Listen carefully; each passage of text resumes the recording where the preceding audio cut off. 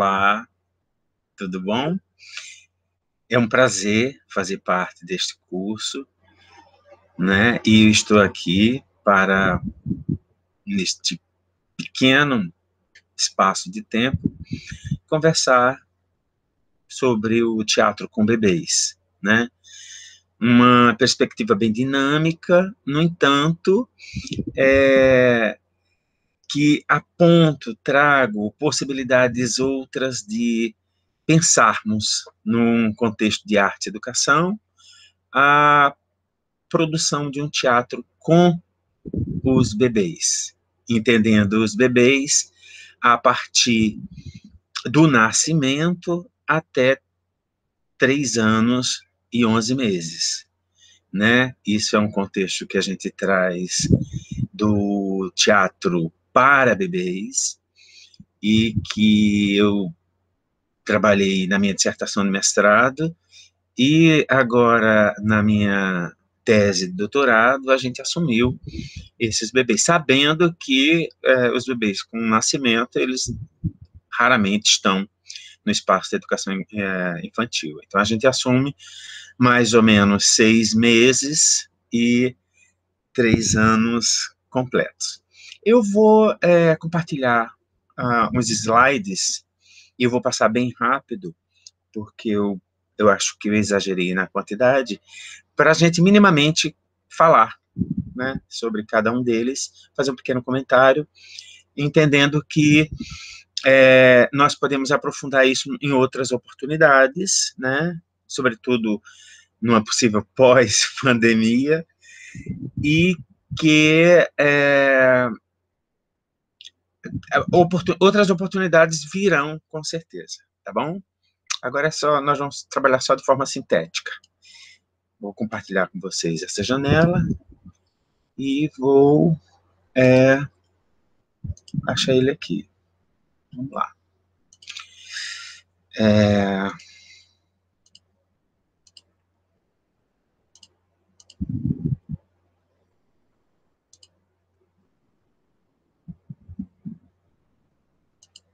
Pronto, chegamos.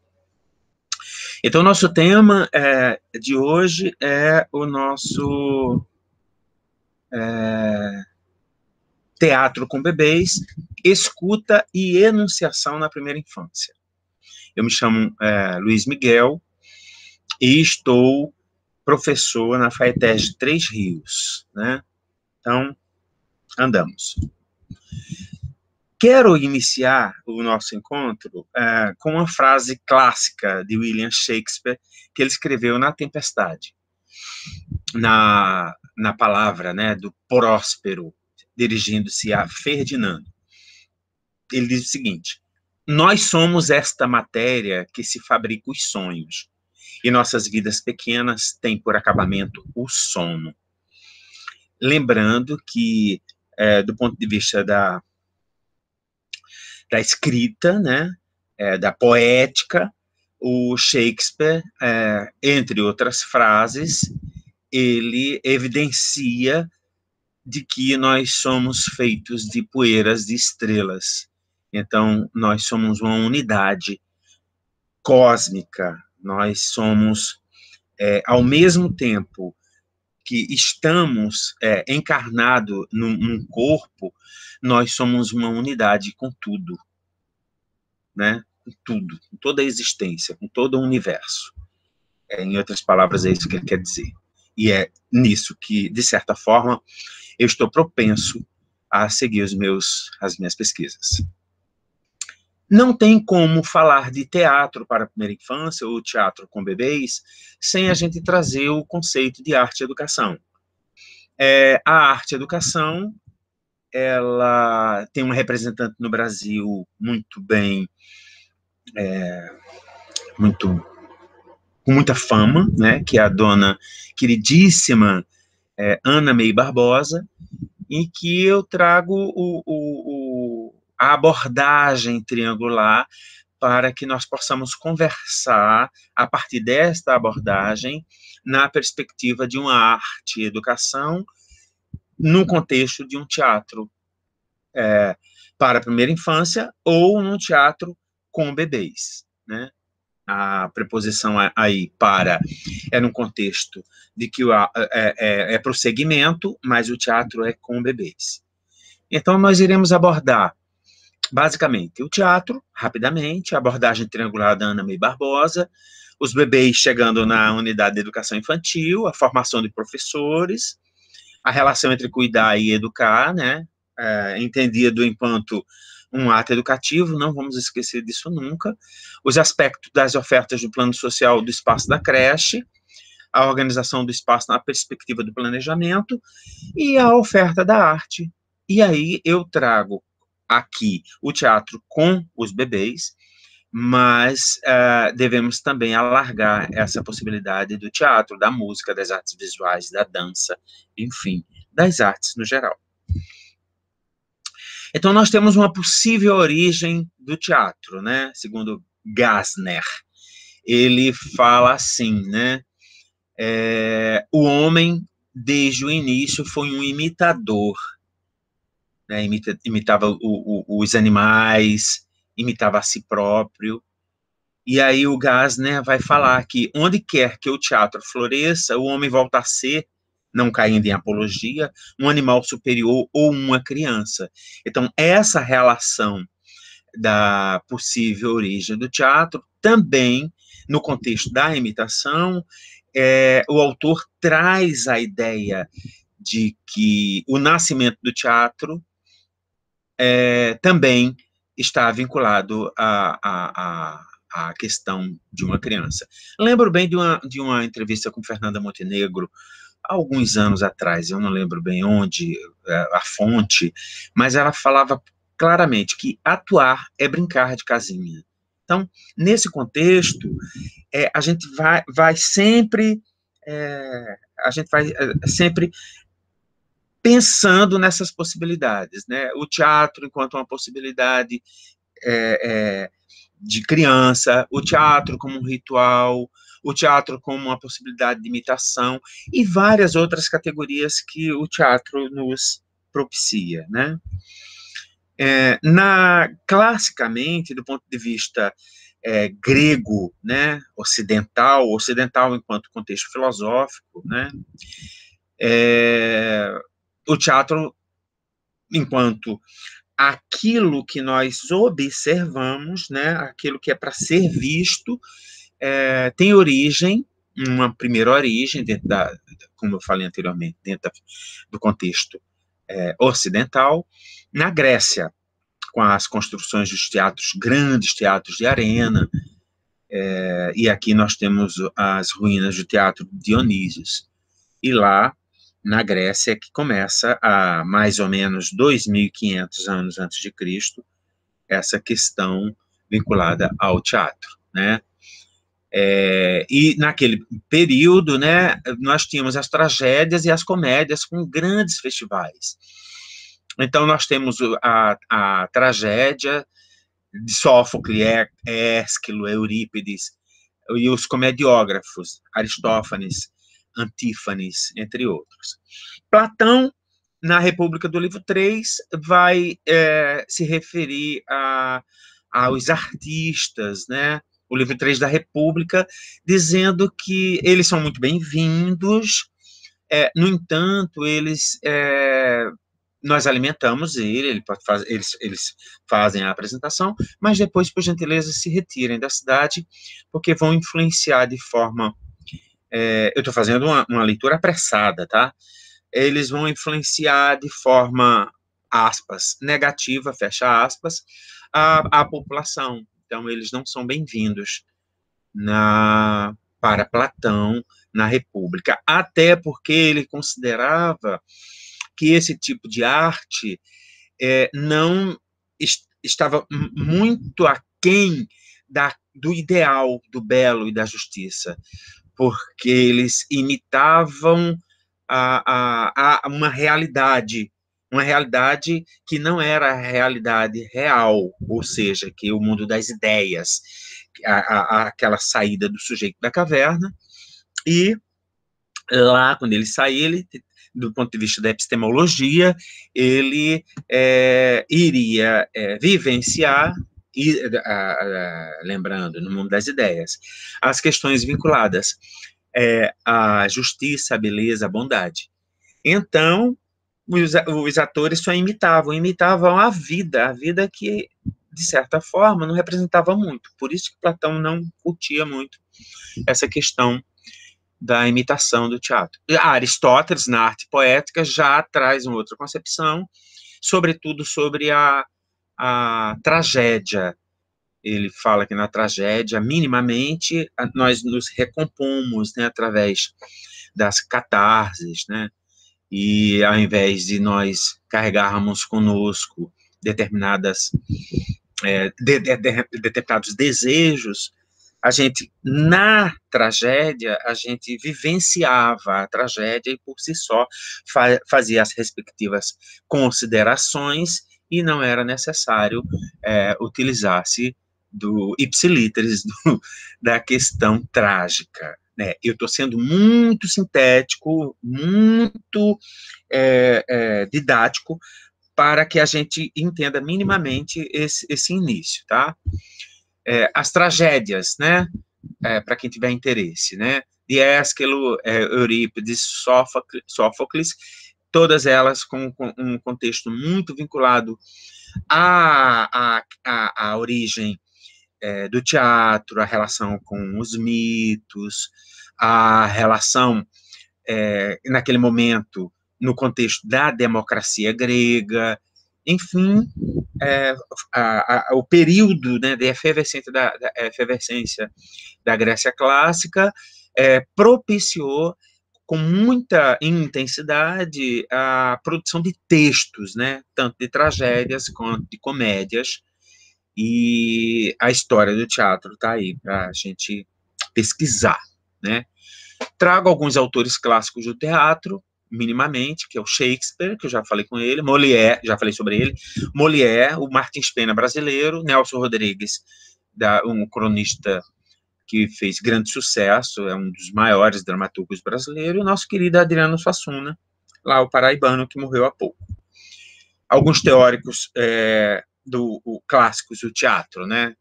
Aí eu trago os que eu pesquisei, sobretudo. Arthur, Boal, Brecht, Stanislavski, Lerman, Grotowski, que eu não botei aí, enfim. E aqui eu trago algumas ideias de teatro, né? O teatro do lado aqui em vermelho, os bancos vermelhos, teatro de arena fechado, né? O teatro de arena onde você é visto por todos os lados, né, assim como o Teatro de Arena de Ribeirão Preto, né, você apresenta para todos, você não tem uma cortina que feche e tal, não, as encenações, as estéticas de encenação são para todos os lados.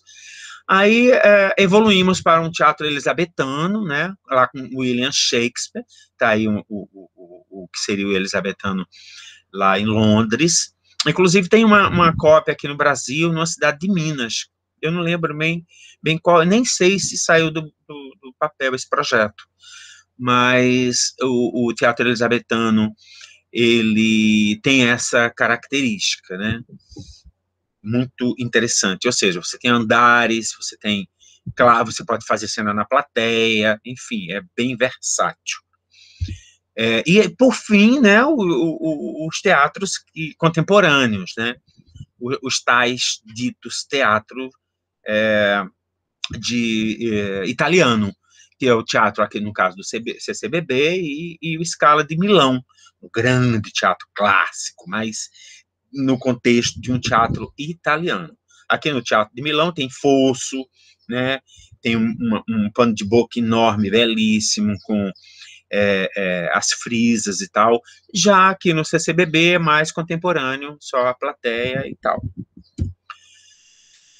E aí, para a gente entrar na abordagem triangular, né, em arte e educação da professora doutora Ana May Barbosa, ela traz, para começarmos as nossas reflexões sobre o arte e educação e o teatro com bebês, ela traz essa contextualização para o mundo das artes visuais, né? Ela traz o propósito de você contextualizar a obra, de você observar, apreciar a obra e fazer, né, e criar uma obra. e é nesse contexto que ela unifica dentro de um triângulo, enquanto uma abordagem possível, dos professores, dos arte-educadores, trabalharem na perspectiva de entender o que está fazendo com a obra de arte, né? E aí eu faço uma correlação, assim, pedindo muita licença, uma correlação da abordagem triangular, pensando nos bebês, e os bebês enquanto poesia-arte. Então, eu contextualizo, né, eu enquanto cuidador ou professor, professora de bebê, eu contextualizo a dimensão do desenvolvimento humano dos bebês. Eu escuto, o conceito de escuta muito presente na educação infantil, né, na educação no contexto geral, no caso, enxergar, ver, escutar, né, os bebês enquanto seres de linguagem, e que se comunicam desde o nascimento. E o fazer artístico, ou seja, criar, possibilitar acontecimentos estéticos que favoreçam a produção do novo. Então, essa aproximação da Ana May Barbosa com a abordagem triangular, eu faço uma transposição para os bebês de 0 a 3 anos e 11 meses, né?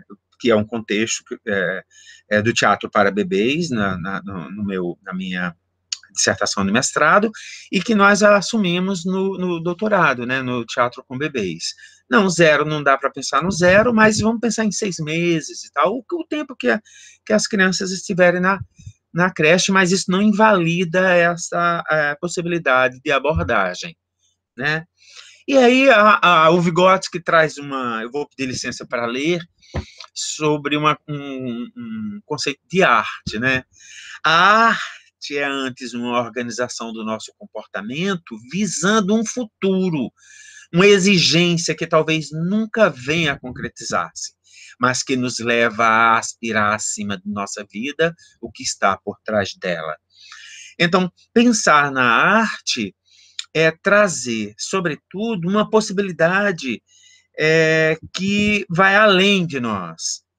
E para ir além de nós, torna-se fecundo que tenhamos vivência, que tenhamos uma intencionalidade na hora de pensarmos na arte, de olharmos para a arte, de fazermos a arte. Essa intencionalidade, ela só existe a partir daquilo que já vivenciamos e aquilo que nós vamos dividir, né, com as nossas crianças, né? Por isso que ele fala aqui, mas que nos leva a aspirar acima de nossa vida o que está por trás dela. E aí eu também trago a Ostrauer, uma pesquisadora dos processos criativos, muito usada na história da arte, né? No teatro, no cinema e tal. E ela traz o conceito de criar, que ela fala, formar, poder dar forma a algo novo, novas coerências que se estabelecem para a mente humana, fenômenos realizados de modo novo e compreendidos em termos novos. Ou seja, processo de criação é algo novo. Isso eu vou explicar, nos próximos slides, a gente vai trabalhar isso melhor. Ainda a etimologia do verbo criar, né? Produzir, erguer, relacionado a crescer, aumentar, né? Então, o ato criador abrange, portanto, a capacidade de compreender, e esta, por sua vez, de se relacionar, ordenar, configurar, significar. Vejam que, de certa forma, quando a gente está falando num dos eixos, num dos vértices do triângulo, que é o ato criador, que é o fazer, a gente precisa pensar nisso, né? Abrange, portanto, a capacidade de compreender, que é um outro vértice do triângulo, que seria a contextualização. Esta, por sua vez, de se relacionar, ordenar, configurar, significar. No contexto do trabalho, né, na unidade de educação infantil, a maioria dos nossos professores, professoras, não tiveram uma formação teatral, né? Passaram muito en passant, de certa forma, ou fizeram uma especialização, mestrado, doutorado, ou uma qualificação, enfim, cursos livres, mas geralmente não passaram nesse contexto de teatro. E aí, uma das fontes inspiradoras do teatro com as crianças, né, com os bebês, é o Teatro do Oprimido.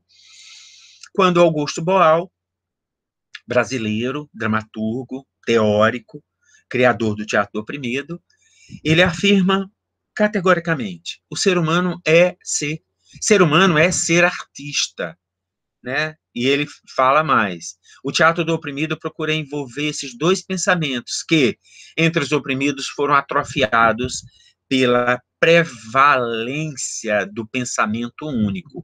E quais foram esses? Nenhuma percepção da natureza, da sociedade e da natureza estará completa sem as duas formas humanas de pensar: o pensamento sensível, criador de arte e cultura, e o pensamento simbólico das palavras. Então, se nós não, nesse contexto, né, não entrarmos numa reflexão sobre esta possibilidade, a gente vai ficando atrofiado pela prevalência, segundo Augusto Boal, pela prevalência desse pensamento único. Então, uma rotina engessada, mecânica, né? E o Augusto Boal também traz uma reflexão muito interessante, dizendo que não é, quando ele fala ser humano é ser artista, ele também tem uma frase que diz o seguinte: não é absolutamente necessário que o ser humano faça uma faculdade de teatro, de interpretação, para ser ator, para ser diretor, para fazer teatro. E o argumento dele é este: o ser humano é ser artista. Então, nós temos a possibilidade de elaborarmos qualquer atividade cênica, se houver uma intencionalidade, um planejamento, uma pesquisa, evidentemente, para que nós possamos realizar com as nossas crianças, né? Tem muita literatura a respeito, enfim. Nesse contexto dos bebês, a gente precisa, eu trago aqui as contribuições iniciais da teoria histórico-cultural, né, do Vygotsky, depois eu vou falar do Bakhtin, que eu falei dos bebês de 6 anos até os 4 anos, então, até os 4 anos, não, até os 3 anos e 11 meses.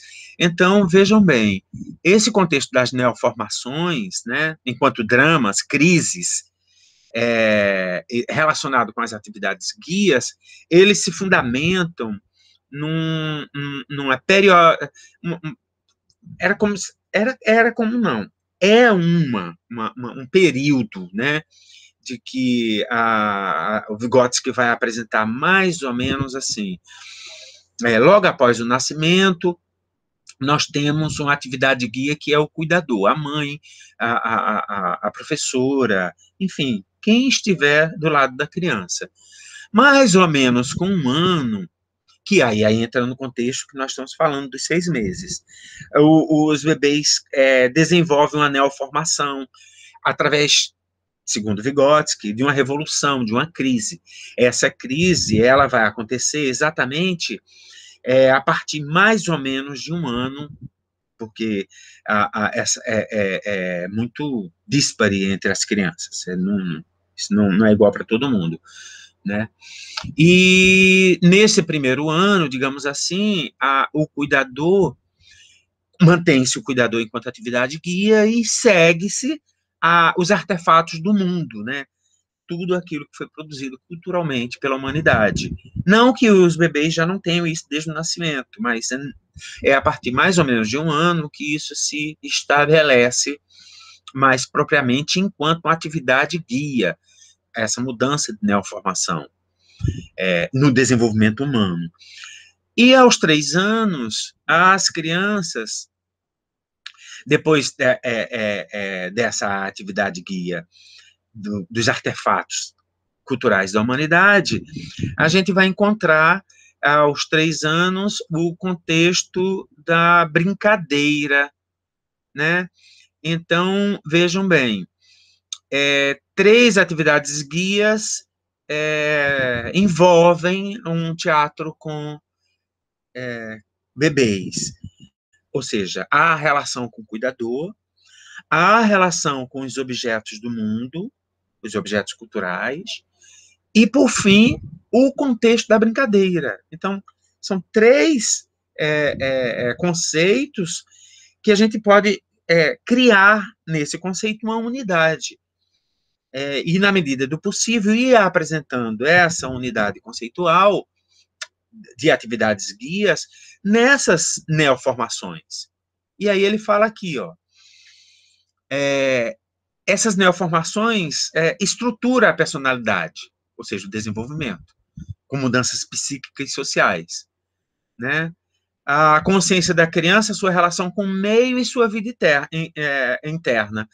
Então, a cada momento, né, entre um ano mais ou menos e entre 3 anos mais ou menos, isso pode ser bem antes ou bem depois, depende circunstancialmente, torna-se fecundo que saibamos dessas possibilidades para que possamos fazer um planejamento estético de intencionalidade, tendo por pressuposto esses conceitos. E aí vem algo que é daquilo que eu chamo do campo poético, né, que é a criação do novo. A criação do novo, né, para Vygotsky, sobretudo, ele diz que é o destino de todos, né, e é uma companheira normal e constante do desenvolvimento humano, né, menor ou maior grau. E aí a gente vai aprofundando com a relação do novo, pegando já os estudos bakhtinianos, né, fazendo uma correlação com o inesperado, o acontecimento irrepetível, né? E aqui o Geraldi fala que o novo não está no que se diz, mas no ressurgimento do que já foi dito que se renova, que é outro e que vive porque se repete. Então, se nós entendermos as nossas crianças e os nossos bebês nessa singularidade do inesperado, nessa singularidade da produção do novo, as rotinas tornam-se fecundas, ricas em possibilidades irrepetíveis, porque mesmo que façamos uma repetição mecânica, né, uma repetição que é cansativa, se nós, por sua vez, nos atentarmos para esse movimento de sempre ressignificar essa rotina, com apresentando algo novo para as nossas crianças, isso propicia possibilidades outras em seu desenvolvimento, né? Aí aqui embaixo, né, lendo, esse já dito, já vivido, já experienciado, quando se repete, acontece de forma diferente. E é um momento que é irrepetível e, portanto, novo, né? Insisto, né, num planejamento que propicie acontecimentos, né? Em um planejamento estético ou no campo da rotina, né?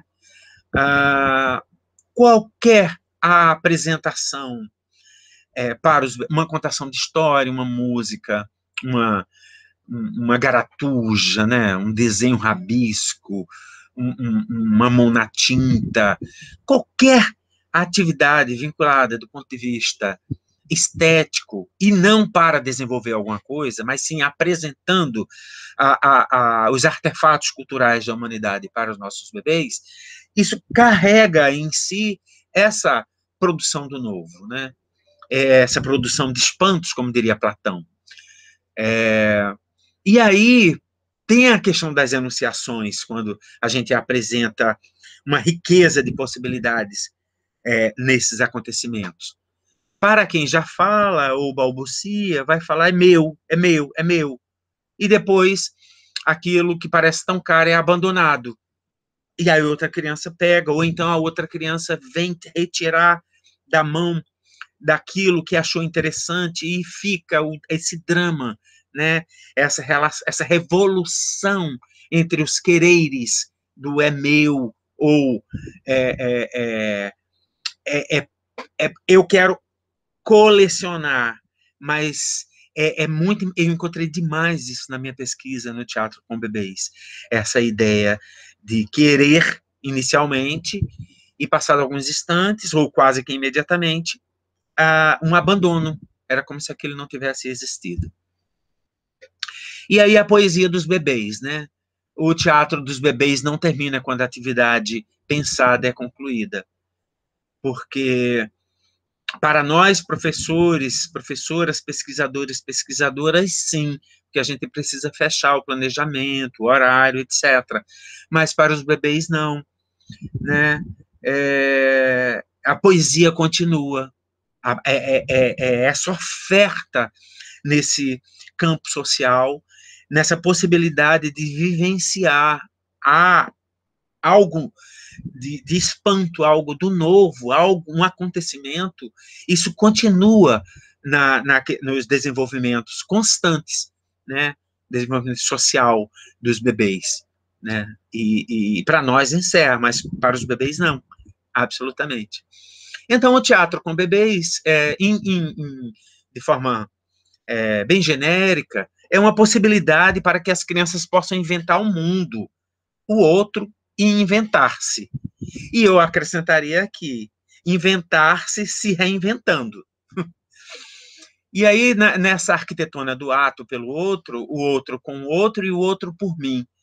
Ou seja, um teatro com os bebês é uma relação com o outro, consigo, e de novo com o outro. Né? Aí o Bakhtin vai falar aqui embaixo, eu e o outro. E em torno desses centros se distribuem e se dispõem todos os momentos concretos do existir. Então, por isso que eu considero aqui antes, né, a poesia dos bebês. Mas para isso é fecundo que a gente trate num dos vértices do triângulo a escuta, o olhar. Vejam bem, abordagem triangular, escuta, o olhar, o fazer e o contextualizar. Então, sempre tendo por base essa unidade. Insistindo no irrepetível, né, na produção do novo. E aí eu escrevo aqui embaixo, né, o teatro com bebês tem o compromisso com o desenvolvimento desse protagonismo, com essa teatralidade e com as suas enunciações na vida. Ou seja, o teatro com bebês é mais do que qualquer outra coisa, é o protagonismo dessa criança, é essa agência, é esse ser no mundo, ser vivo no mundo, né? E aí, num contexto ainda de uma reflexão sobre o teatro com bebês, a gente vai falar insistir na crise, nessa revolução constante, que isso não acontece numa hora específica, isso a crise é uma constante, inclusive isso continua, inclusive no mundo adulto, né? A questão da imitação, que é uma das bases do teatro, né? A imitação, sendo que essa imitação das crianças, dos bebês, não é uma imitação que tem os ordenamentos estéticos do teatro, mas aqui eu posso afirmar que os bebês estão ressignificando aquilo que nós entendemos por teatro. O teatro está tendo outra leitura de si a partir dos bebês, e eu defendo essa possibilidade. A questão do irrepetível, enquanto único, e a brincadeira, porque tudo isso é uma brincadeira. Essa relação com o outro, esse planejamento tem por fim ofertar uma atividade brincante, né? Então, mais uma unidade, né? A brincadeira, o drama, a imitação irrepetível, né? São fundantes numa proposta de teatro com bebês, né? No contexto da arte e educação, tendo por base os vértices da abordagem triangular com o viés do teatro com os bebês, né?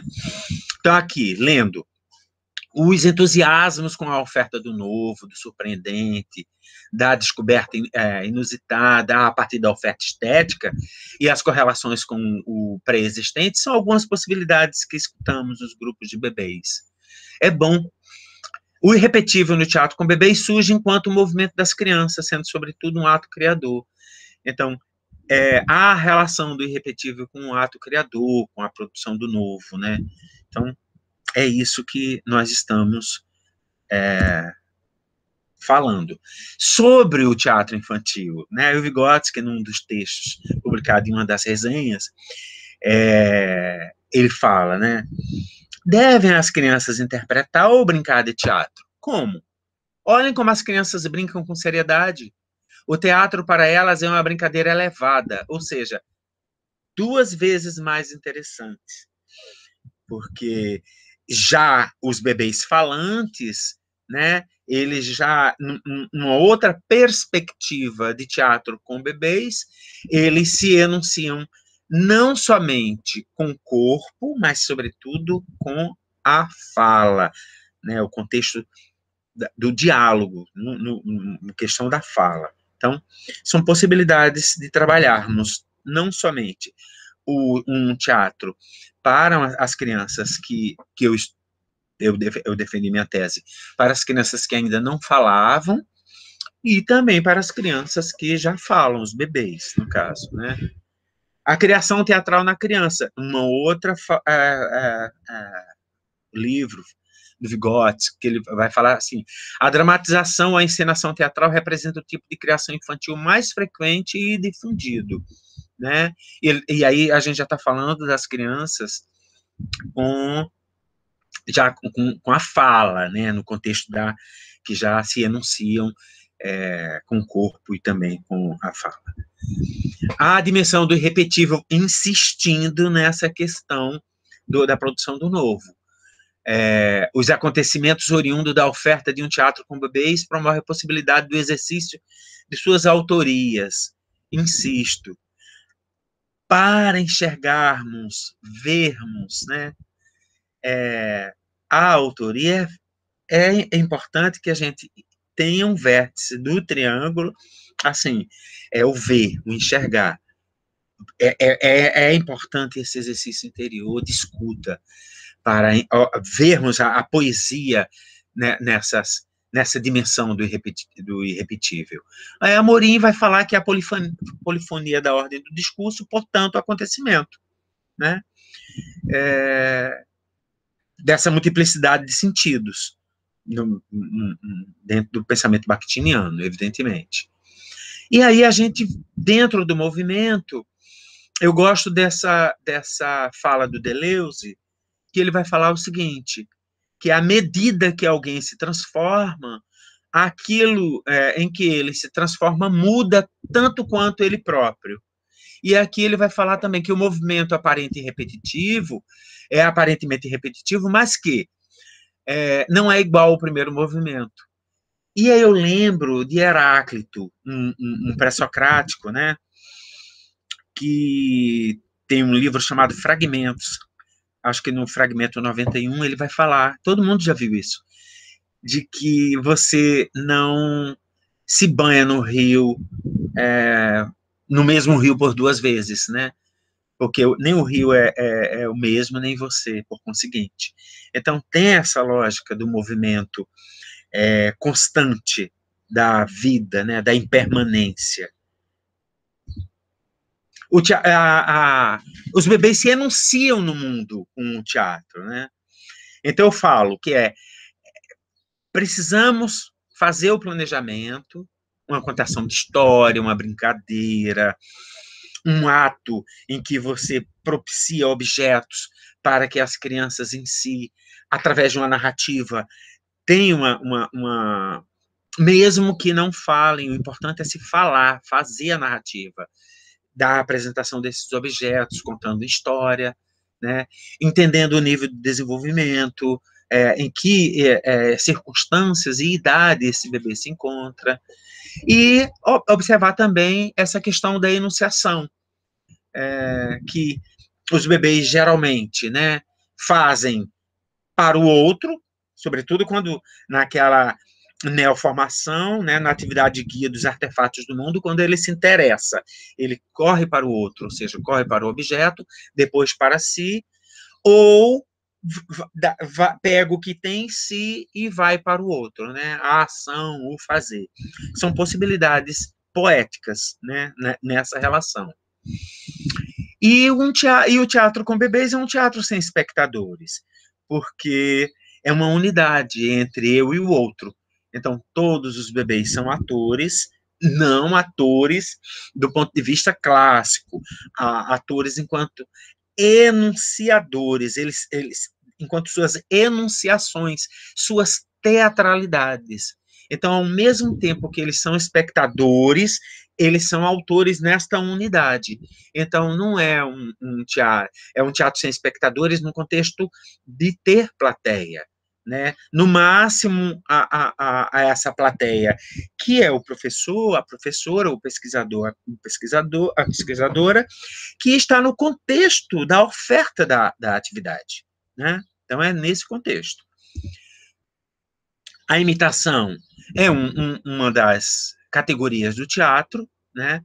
E aí o Tomazello vai falar aqui embaixo que a apresentação, a aprendizagem por a imitação, veja bem, a imitação, o contexto da aprendizagem por imitação, a aprendizagem por instrução e a aprendizagem por colaboração.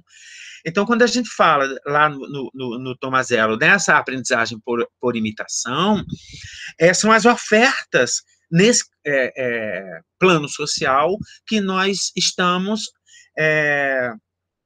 compartilhando com os nossos bebês, né? E o princípio colaborativo sempre em voga, né? Porque não é, mesmo que as crianças, com as suas falas ou vozes egocêntricas, né? Naquele período que tudo é meu, a dinâmica de um teatro em que também propicie possibilidades colaborativas, porque o próprio ato, a oferenda de um teatro com bebês já é uma oferenda colaborativa, né? Ainda a imitação, né, aparece como movimento numa perspectiva de criação. Eu insisto, a imitação é uma perspectiva de criação, não a imitação mecânica, né, engessada, porque, mas quando, mesmo nessa imitação mecânica engessada, quando ela vem carregada de signos sutis novos nas crianças, que elas vão se ressignificando, vão tomando outras formas, né? E aí dois conceitos que a gente vai trabalhar aqui agora, que é a teatralidade dos bebês e a enunciação. A gente está passando do tempo, né? Já são 43 minutos e eu vou fazer o seguinte, vou ficar com a teatralidade dos bebês, né? No contexto da teatralidade do humano. Representamos tão completamente na vida que para fazer teatro bastaria cessar a apresentação, diz Grotowski. A teatralidade é tudo menos o texto, né? Então, a gente pode entender a teatralidade enquanto os aspectos enunciativos da existência, né? Andando um pouco para cá, entendendo que a enunciação dos bebês e essa atividade cênica não é para que os bebês assistam, não é para absolutamente, é com os bebês.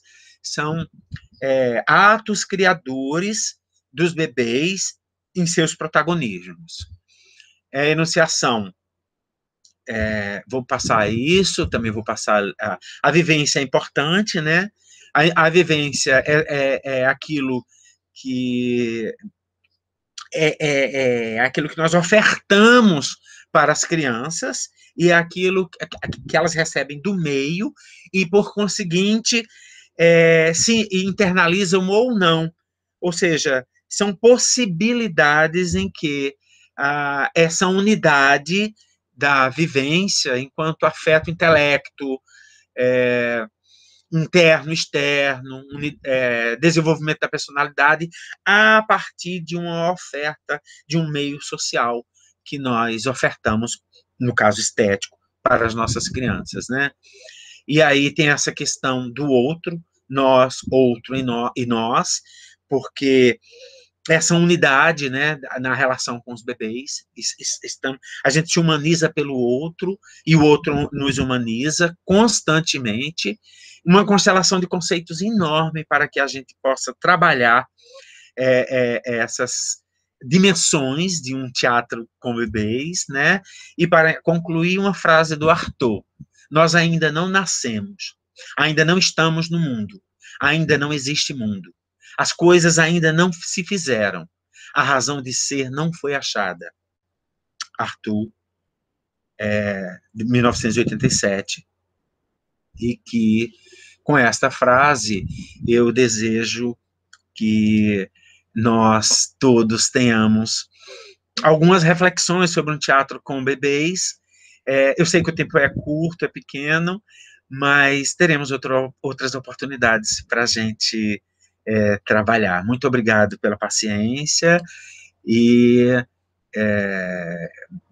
deixo o meu e-mail, no caso, Luiz com Z, Miguel P, @gmail.com, para quem tiver interesse, eu responderei com todo o carinho. Tá bom? Obrigado, e eu vou interromper a gravação agora.